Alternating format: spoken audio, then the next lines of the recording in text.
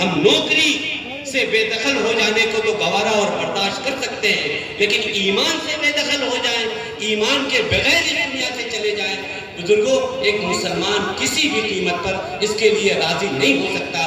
ہمیں اور آپ کو یہ طے کرنا پڑے گا اپنے بچوں کی تعلیم کے لیے، جس طرح ہم مدرسے کا قیام کر رہے ہیں، اسی طرح ہمارے جو صاحب خیر حضرات ہیں ان سے بھی میری گزارش ہوگی کہ بچوں کی عصری تعلیم کے لیے اللہ نے آپ حضرات کو صلاحیت دیا ہے، بہترین معیاری اسکول قائم کیجیے، بچیوں کے تعلیم کے لیے، کوچنگ کے لیے آپ بہترین اپنا انسٹیٹیوٹ بنائیے۔ کیا یہ نہیں ہو سکتا ہے؟ سیوان میں، گوپال گنج میں اللہ تعالیٰ نے کس چیز کی صلاحیت نہیں رکھی؟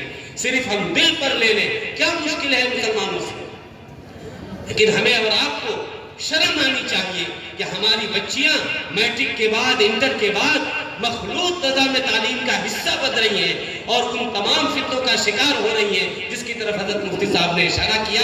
یہ علاقہ بھی ان فتنوں سے معمول نہیں رہا، آئے دن اس طرح کے فتنے اطراف میں، ہریہاس میں، کمال ہاتھا میں اگر نہیں ہو رہے ہیں تو اس کا مطلب یہ نہیں ہے کہ پورا ضلع بچا ہوا۔ آپ تھوڑا آگے بڑھیں، 2-4 کلومیٹر اپنے گاؤں سے آگے پیچھے دیکھیں کیا صورتحال ہے۔ آپ اندازہ نہیں کر سکتے کہ ایسی ایسی رپورٹ آ رہی ہے کہ اس مجمع میں کہتے ہوئے بھی شرم آئے گا۔ اس لیے آپ حضرات اپنی آنکھیں کھولی، اللہ نے آپ کو جو مال دیا ہے یہ آپ کے پاس امانت ہے، یہ صرف بلڈنگیں بنانے کے لیے نہیں ہے، یہ صرف شادی بیاہ میں لٹانے کے لیے نہیں ہے، یہ آپ کے پاس امانت ہے اور قوم کو نفع پہنچانے کے لیے۔ اللہ کی نگاہ میں سب سے بہترین انسان وہ ہے جو لوگوں کے ساتھ اچھا سلوک کرتا ہو، ان کے ساتھ بھلائی کرتا ہو۔ خیر الناس من ينفع الناس۔ اس لیے یہ چیز اللہ نے بطور امانت ہمیں دی ہے، کل قیامت میں اس کا ہم سے سوال ہوگا، ہم سے پوچھا جائے گا ہم نے تم کو مال دیا تھا، اس مال کو تم نے کہاں خرچ کیا؟ اپنے بچوں کے اوپر احسان کیجئے، یاد رکھیے چوڑے چوڑے موبائل، قیمتی بائک دے دینا ہی بچوں کے اوپر احسان نہیں ہے، اس سے بڑا احسان یہ ہے کہ آپ ان کو جو کچھ بھی بنانا ہے بنائیں، ڈاکٹر بنائیں، انجینئر بنائیں، جو بنانا ہے بنائیں، لیکن اس سے پہلے انہیں مسلمان تو بنا دیجیے۔ ایسا بنائیے کہ کسی بھی ماحول میں جانے کے بعد وہ کم سے کم اپنے ایمان کا سودا تو نہ کرے۔ اس کے لیے ضروری ہے کہ جس وقتی مدرسے کے مکتب کے نظام سے اپنے بچوں کو جوڑیے۔ کوئی بچہ گاؤں میں ایسا نہیں ہونا چاہیے جس کا تعلق مکتب سے نہ ہو۔ اسکول بچے جا رہے ہیں جائیں، صبح کا وقت ہو، شام کا وقت ہو، کوئی ایک وقت ضرور ایسا ہونا چاہیے کہ ہمارے بچے دینی تعلیم سے، اسلامی عقیدے سے واقف ہو، اس کا ہمیں نظم کرنا ہوگا۔ یہ ہمارے اوپر اسی طرح لازم اور ضروری ہے جس طرح ہمارے اوپر نماز اور روزہ ضروری ہے۔ اس لیے ہم سب کو اس کی طرف فکر مند ہونے کی ضرورت ہے۔ حالات دن بدن بد سے بدتر ہوتے چلے جا رہے ہیں اور ہماری بے فکری میں کوئی فرق نہیں آ رہا ہے۔ بس بریانی کی دکانیں سیوان کے گلی نکڑ میں کھلتے جا رہے ہیں اور اسکول، کالج اور دینی مدرسوں سے ہم دور ہوتے چلے جا رہے ہیں۔ بزرگوں جو پیسے ہم شادی بیاہ میں خرچ کر رہے ہیں، شادی کی اینیورسری میں 11 لاکھ روپے اس سیوان میں خرچ ہو رہے ہیں، شادی کے ایک ایک کارڈ پر سینکڑوں روپے ہم خرچ کر رہے ہیں، اتنا بچوں کی کتاب اور کاپی پر ہم خرچ نہیں کر پا رہے ہیں۔ یہ ہمارے لیے اس سے زیادہ افسوس کی کوئی بات نہیں ہو سکتی۔ اللہ نے اگر دولت دیا ہے تو اس کا صحیح استعمال کیجئے۔ یاد رکھیے یہ مال و دولت آپ نے اپنے کمال سے حاصل نہیں کیا ہے، یہ اللہ کا فضل ہے، احسان ہے کہ اللہ نے یہ دولت آپ کو دیا ہے اور اس کے ایک ایک روپے کے بارے میں کل قیامت میں اللہ پوچھے گا، ہم سے سوال ہوگا۔ 50 لاکھ روپے اس سیوان میں کرکٹ میچ کرانے پر خرچ کیے جا رہے ہیں، کیا نہیں ہو رہا؟ آپ حضرات کے علم میں نہیں؟ 50 لاکھ سے زیادہ روپے ایک شخص نے کرکٹ میچ کرانے پر خرچ کیا ہے۔ ہمارے پاس صلاحیت نہیں ہے، ایک ہاسپٹل بنانے کے لیے ہم معذور ہیں، ایک ایمبولینس مسلمانوں کے پاس نہیں ہے، علاج کے لیے، ایک فرسٹ ایڈ کے لیے بھی کوئی ہاسپٹل ہمارے پاس نہیں۔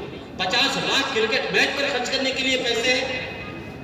بزرگوں ہم چاہ لیں تو کچھ بھی یہاں مشکل نہیں، بس حقیقت یہ ہے کہ ہم یہ چاہتے نہیں، اس کو اپنا کام ہی نہیں سمجھتے، اس لیے کہ ہم سمجھتے نہیں، ہم نے اپنی صلاحیتوں کو، اپنے مال کو یہ سمجھا ہے کہ یہ میرے لیے، میری بیوی کے لیے، میرے بچوں کے لیے۔ یہ مال و دولت صرف آپ آپ کے پاس جو ہے اگر بیوی بچے پالنے کے لیے ہے تو معاف کیجئے گا اس تلخ نوائی پر کہ یہ کام جانور بھی کر لیتے ہیں، یہ کام کافر بھی کر لیتا ہے، اس کے بھی بچے ہوتے ہیں، وہ بھی اپنے بیوی اور بچوں کو کھلا لیتا ہے پلا لیتا ہے۔ اگر ہم بھی صبح سے شام تک محنت کر کے بیوی بچے ہی پال رہے ہیں تو ان جانوروں میں حرام میں فرق کیا رہا بزرگوں؟ یہ کام تو غیر بھی کر لیتے ہیں، ہم نے اگر کر لیا تو کیا کیا؟ اللہ نے یہ مال ہمارے پاس اس لیے نہیں رکھا، یہ اس لیے دیا ہے تاکہ آپ اس کو دوسرے پر خرچ کریں، دوسروں کو نفع پہنچائیں، ان کے لیے بہتر بنے۔ جتنا آپ اپنے بھائیوں کے لیے، اللہ کے بندوں کے لیے نفع رسانی کا کام کریں گے، اسی قدر اللہ کی نگاہ میں آپ کی وقار، آپ کی قدر، آپ کی منزلت بڑھتی چلی جائے گی۔ الحمدللہ اس مدرسے کی طرف سے اس سے پہلے بھی اعلان کیا گیا تھا، اس مرتبہ بھی اعلان کیا گیا ہے کہ بچیوں کی تعلیم کے لیے الحمدللہ ادارہ قائم ہو چکا ہے۔ آپ حضرات اگر اور مزید تعاون کیے تو انشاءاللہ اس کی اپنی عمارت بھی مستقل بن جائے گی۔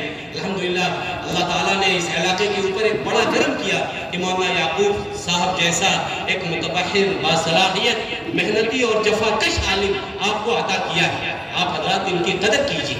انشاءاللہ مجھے پورا اطمینان ہے کہ یہاں اس ادارے کے ماتحتی میں جو ادارہ قائم ہوگا انشاءاللہ اس میں آپ کی بچیوں کے لیے جملہ ضروریات کا خیال رکھا جائے گا، وہ جہاں دینی اعتبار سے وہ پختہ ہوں گی، عصری تعلیم میں بھی انشاءاللہ کسی اسکول سے وہ پیچھے نہیں رہے گی۔ آپ حضرات بس تعاون کا ہاتھ بڑھائیے، ان کے ہاتھوں کو مضبوط کیجیے، مدرسہ کے اراکین کا ساتھ دیجیے۔ انشاءاللہ ایک انقلاب ہر ہاتھ سے اور یہاں سے پیدا ہوگا جس کے اثرات پورے علاقے میں محفوظ کیے جائیں گے۔ اللہ سے دعا ہے کہ اللہ تعالیٰ اس اجلاس کے فیض کو پورے علاقے میں عام فرمائے، اور جن لوگوں نے بھی اس ادارے کے اور اس اجلاس کے اس پروگرام میں تعاون فرمایا ہے، اللہ تعالیٰ اپنے شایع نشان بہتر سے بہتر ان کو بدلہ عطا فرمائے۔ وآخر دعوانا ان الحمدللہ رب العالمین۔